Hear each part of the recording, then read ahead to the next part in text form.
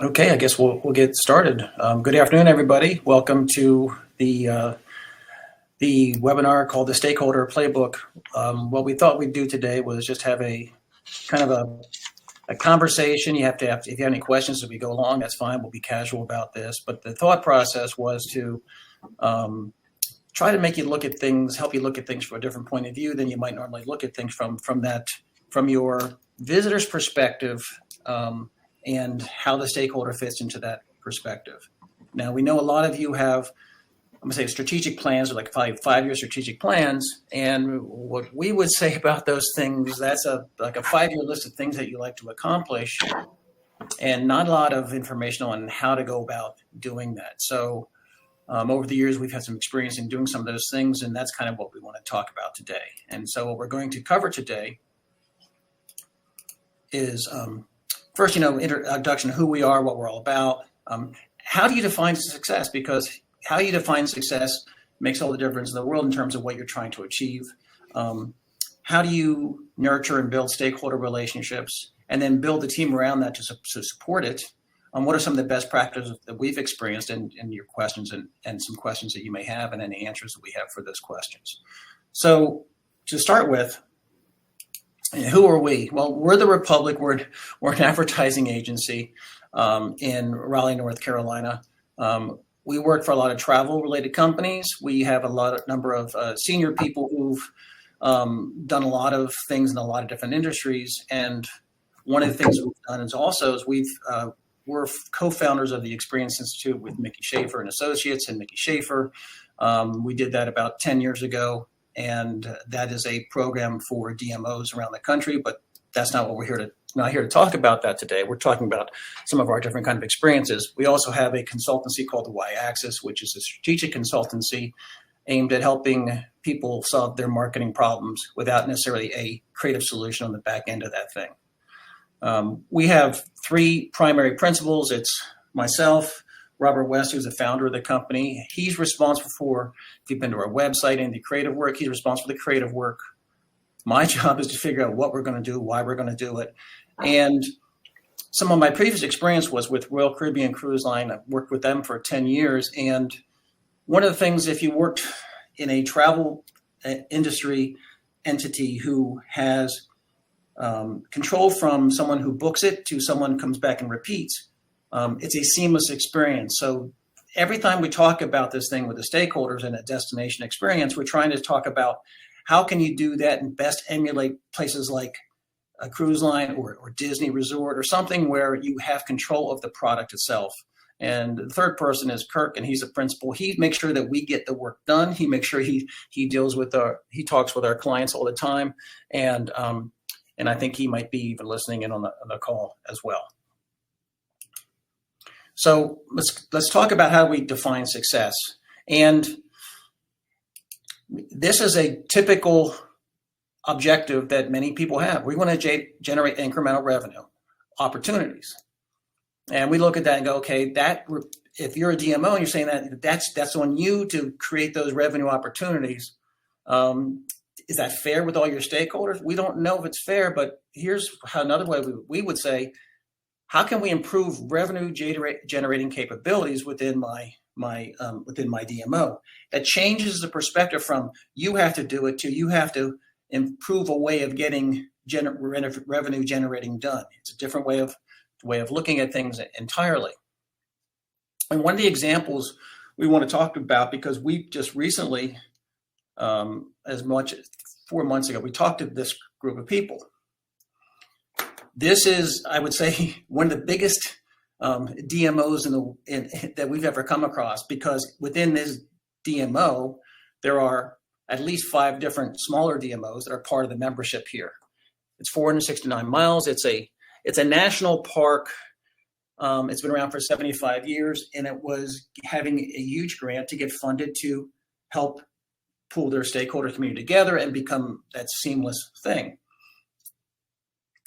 400 plus members. Now, you think about it, 400 plus members across 469 miles is not a lot of members in terms of quantity. So when we had the conversations with them, that's when they said that they actually wanted to increase it from 400 members to a much larger number.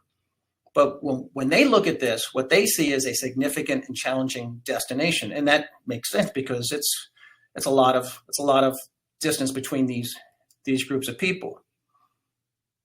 With our background, how we saw it was a little different. We saw it as a 469-mile seamless experience.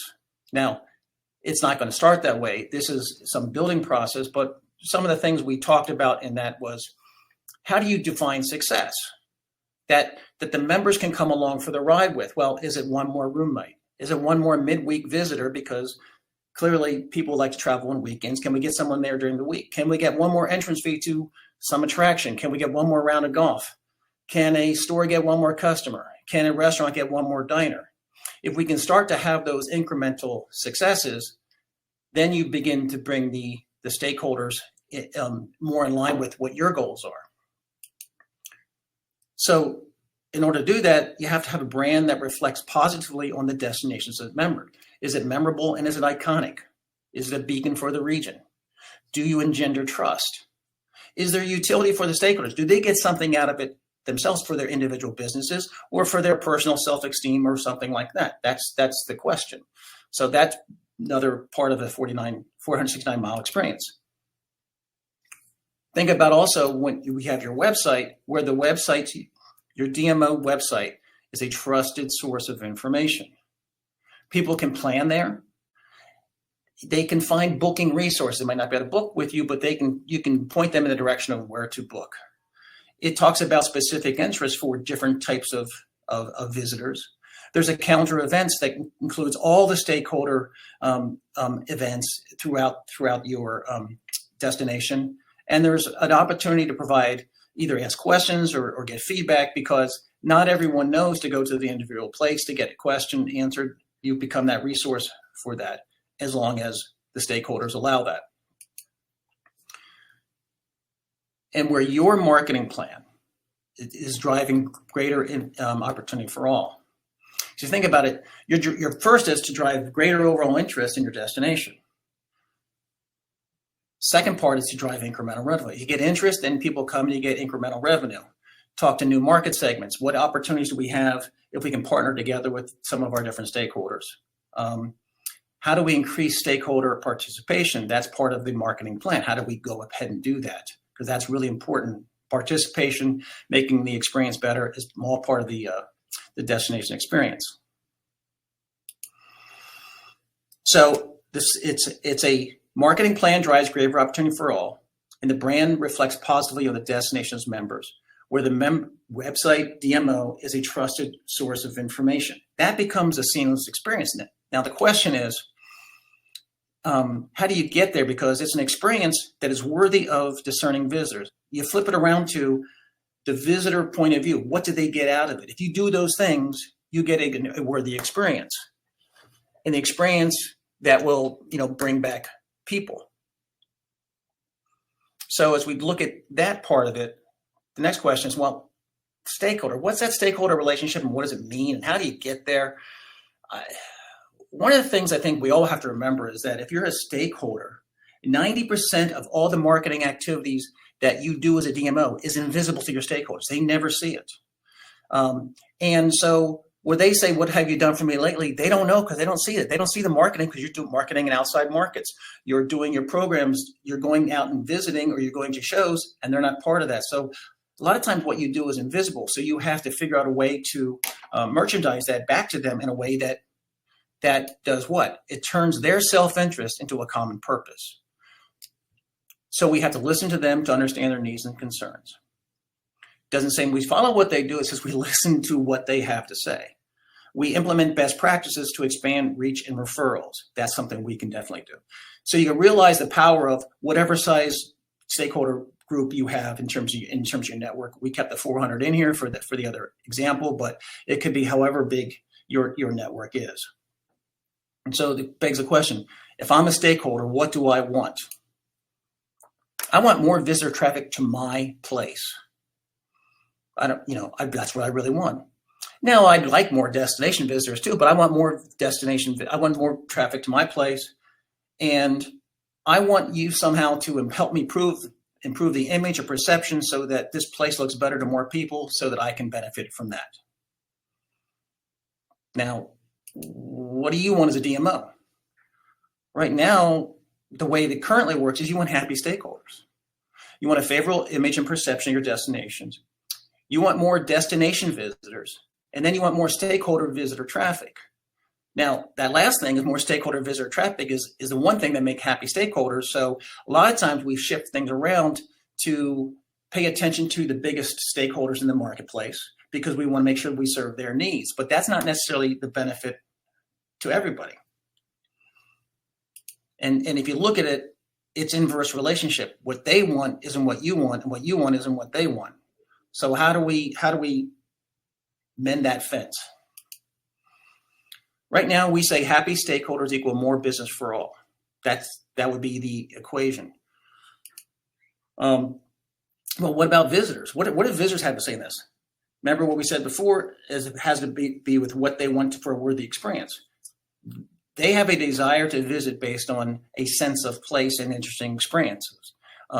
They might not know what a DMO is, but they know what your destination is, whether it's Fairbanks or it could be a city in Florida. They know who you are, and what they know about that isn't necessarily what you've taught them, but what they've learned on their own. So, and the goal again is experience worthy of discerning visitors. And if you look at what stakeholders want and you look at what you want, what you are aligned with is what the visitor wants. If you look at that filter, put that filter, what they want, a desire to visit based on a series of a sense of place, and interesting experiences. Well, a favorable image is really, really important for that to happen. You will get more destination visitors. You will get more stakeholder visitor traffic, which in turn gets you happy stakeholders, which then in turn, in theory, would give you better visitor experiences and repeat and referrals. So if that kind of makes sense, this is the way you look at it. So if that's the list of things you have to do, you have to look at things a little bit differently. So we said happy stakeholders equal more business. No. Engaged stakeholders equal more business for all. They have to be engaged. They have to be part of the solution, not the person sitting there waiting saying, are you doing something for me every day? Another way of saying it is stakeholders are not your customers. Stakeholders are assets. They have value to the product as long as we figure out how to capture that value. So how do you go about building a stakeholder team? Well, what's the motivation? That becomes really, really tough. So remember, there's no I in team, but depending on what the relationships in your DMO is, there might be members, they might not be members, and you might have benefit from members. But so it goes from a non-member with maybe a listing on your website to a member with a listing to our participating member, meaning a member who maybe comes to meetings and attends events and is very positive, or there's someone who's really out there helping.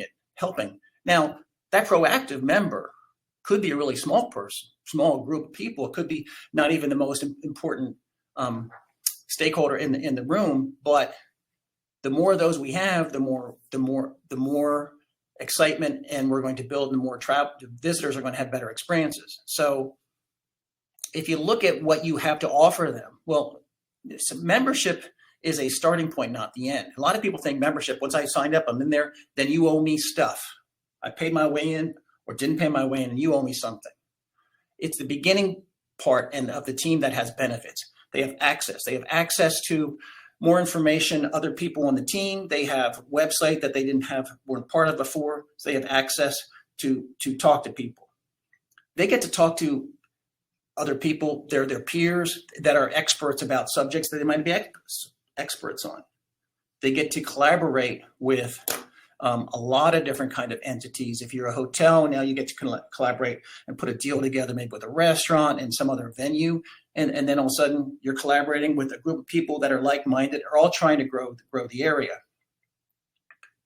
In turn, you get increased visibility. If I'm a stakeholder and I'm one person, there's 99 others, a lot of times stakeholders think, well, it's a zero-sum game. If I win, you lose. If you're competing with one another, we're not trying to take more slices of the pie. What we're trying to do is make the pie bigger. And if you talk about it that way with stakeholders, say we're making the pie bigger, but we have to do a better job of being worthy of a visitor visiting us.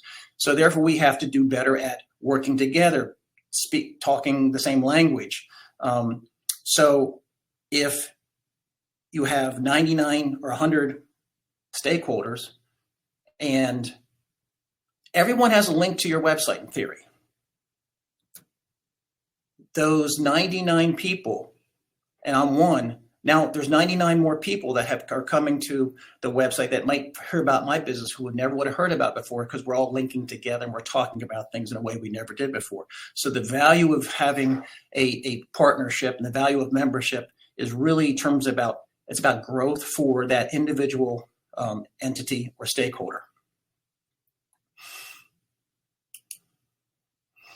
So as you assemble the team, you think about it from, we use these terms, but you can use them any way you want to, like a cornerstone. These are the must-haves, these are the drivers. These are the guys that are the big, maybe the big hotels, maybe it's the convention center, who knows what it is, but we have to make sure they're part of the team, and we have to draft and recruit them. We have to say, you have to be on this team. We need you. We will support you, but you need to be on the team. The solid citizens, we would say, are the stalwarts or the people who have been around for a long time. They might not be the biggest revenue driver, but they have a voice that the community trusts and follows, and we need them on this team somehow, some way. We have to draft and recruit them.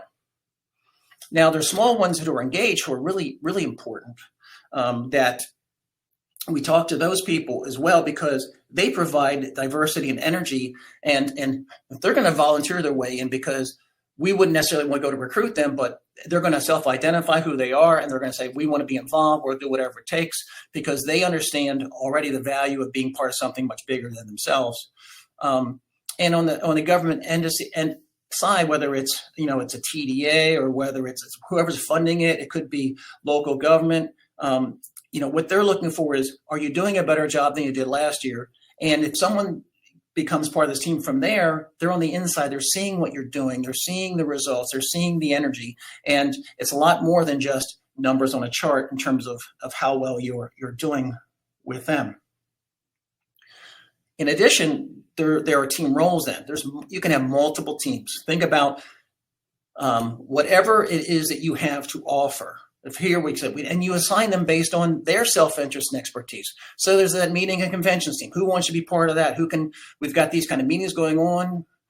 It could be, the sports group too. So it's a different group of people because they have different venues. They have different ideas. It's family restaurants, not necessarily evening restaurants. It's all kinds of different things. And then you have the leisure travel team, which is really the core of the visitor in terms of, most DMOs, in terms of that's who they talk to mostly, so there's different ways for people to get involved, and you always give them opportunity to get involved the way they want to.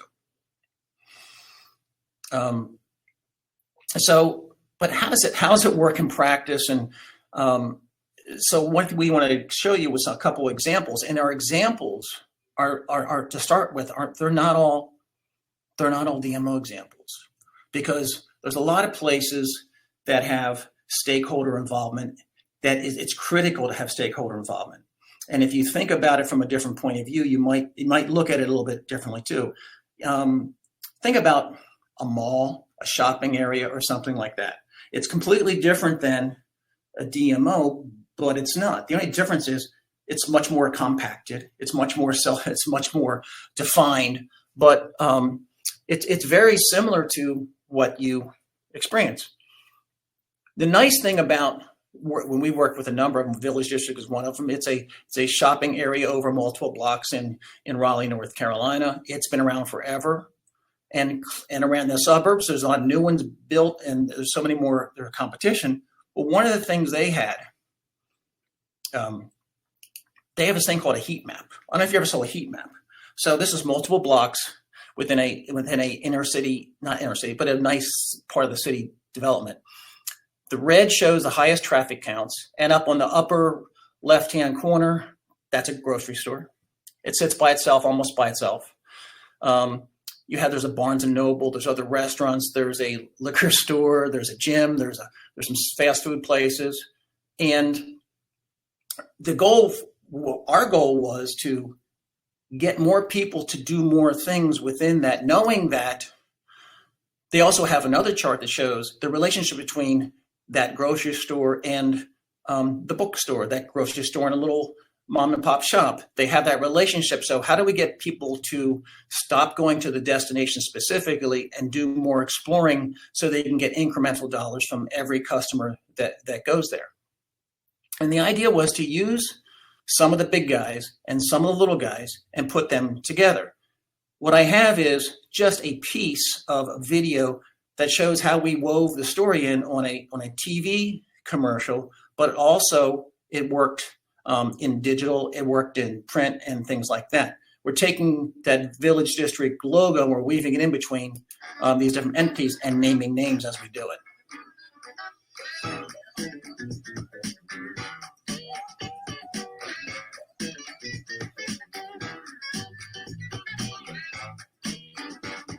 So that was kind of weaving it together. Here's how we did a print ad for the same thing with, clearly you're always going to show something from either the big stores like the Walgreens of the world or the Harris Teeter, which is a grocery store, or Fresh Market's grocery store, but you're also showing small things too. So you're saying how a village comes together and makes a place for shopping that's very unique and very, very individualized. And that's the print version of the ad we just showed you. Oh, there's another print ad as well. It's a restaurant. And each one of these groups was different target groups of people. This was a girls' weekend going to a spa. The one before that was a birthday party. The one before that was a wedding celebration. So we're trying to figure out different ways of talking to different groups of people that were actually things that people do rather than making things up. And the wayfinding we did was helping people get from point A to point B, letting them know that there were these other places that existed there as well. And that was just one example. Now, the same ownership of this, which was, it's a big real estate development firm, they had another problem in Arlington, Virginia, and they had this thing called the crossings at Clarendon. And they were getting pressured by the same kinds of things. They had some anchor stores. Their anchor stores were things like Crate and Barrel, Apple, Barnes & Noble, SoulCycle, Orvis, and Whole Foods. They had 100 stores, but that was the ones that people knew of. And our job was to help cross-sell between the new ones. Think about your stakeholders, cross-sell between the ones everyone knows and ones that people don't know that are really valuable to go to. So it was a completely different way of doing things. Each one of these posters within the setting was selling two different ideas to the same one. So like the second one's stylistically crossing Sephora with the Apple store. The first one was, you find Crate and Barrel and Barnes and Noble. The third one was Lily Pulitzer with Nice Cream. Hold on just a second. Chat.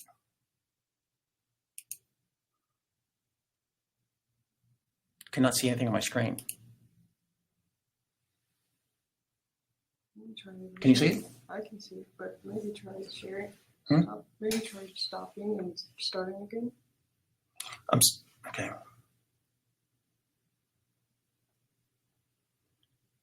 Okay, Juanita, we got your message here. I'm just trying to figure out what's happening here because we can see it. We're going to start. Yeah, I just assumed since it was a small group that maybe you weren't doing anything until you talked about that commercial. Oh no, I've been playing it the whole time, and we can see it. We've been seeing the whole thing. Yeah, it's been black. Oh my gosh! Anything now? I've got the. Oh, there we are. There we are. Thank you.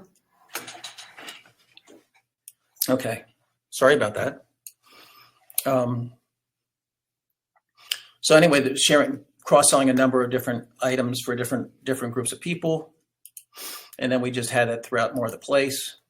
Same kind of idea, crossing them up, making it very public. So if someone went to the Apple store, they would see these things and be curious about going to some of the other places. So it wasn't necessarily traffic generators, but it was traffic generators to individual stores or to individual places that people might not have been to before. Now, actually, one for travel and tourism is Fayetteville, North Carolina, and it's a military town with a lot of military flavor. And So we worked with them for over 17 years. And some of the early wins we had with them were trails. So on the website, we put together any trail that seemed to make sense. So if you had a little shop, we would put you on a trail and call it whatever trail it could be. So at least we would put the stakeholders in a place to be in conjunction with someone that they knew or were known, probably better than them. No number like we more trails than we can probably think of. Well, then we did events too, access to community events. And so for events, we let people have access to the community calendar and event calendar so they could share their stuff. So we gave them event opportunity to participate. And the third thing we did, we actually created some events. And one of them was called Heroes Homecoming. And with Heroes Homecoming, it was an annual week-long celebration during Veterans Day. So if we're the military location in the United States where Fort Bragg, now Fort Liberty is, we should do something. And every year we celebrate a different group of veterans. And this one happened to be the Korean War. And we brought in some of the people from MASH, had staged events. So the money that would have used for media to publicize an event, we put into having these people there, and then we used public relations and social media to promote the event so that we could have a good turnout. And there was a line around the facility for people to show up and get autographs from, Loretta Swinton and Jamie Farr, and I don't remember the other gentleman's name, but that's what we did. More in recent years, we took the trail idea, but now it was, how do we put groups of people together in events? Now, stakeholders, there's a lot of stakeholders for a girls' weekend. It could be a father or daughter outing. It could be a romantic couple. So we put together videos that featured the events, the places that people would necessarily want to see. So we had to make sure that it lived up to the idea of what someone wanted to do on those places, on that kind of occasion. And the other part of it was, even though they were television commercials, we didn't have the venue names in the place. But when you went to the website, there was a listing of all those different places that were part of that video, and that was done on purpose. So we would encourage the stakeholders to promote those videos themselves on their website, or point them in the direction of the CEDB's website, and also promote them on social media so their name could get out there to more and more people. Done 100% purposefully, so that they had to be a participant. And the other thing we did was, like in the most recently during the pandemic, people going up and down I-95, we did a series of billboards on the same idea of, stop here. It's one exit. There's a number of hotels in this one exit. Everyone in town said, okay, that's okay to promote that one exit, because at least we're getting something out of it. We can still stay viable as a destination during the pandemic. And that this effort really, really helped them do that. So in the end, there's a lot of different ways of going about doing these kinds of things. It's just thinking it from, what do you have for the visitor that they want, and how do you bring the stakeholder into that? Because quite honestly, what we're ever looking for is, we're always looking for that one more room night, that one more midweek visitor, that one more entrance fee, a round of golf, or whatever. It could be whatever it has in your destination. One more customer, a diner, and the beginning of creating a seamless experience. You never get there, but the idea is that's the goal. The seamless experience is the goal. So with that, let's any questions out there? What you got to say, or any comments or questions, anything? This is Juanita. Not necessarily any questions, but I like how you just turned around and finding out the different way. Like the visitor ended up being the capstone, sort of, to make it good for the stakeholders and everybody across. So I really like that idea.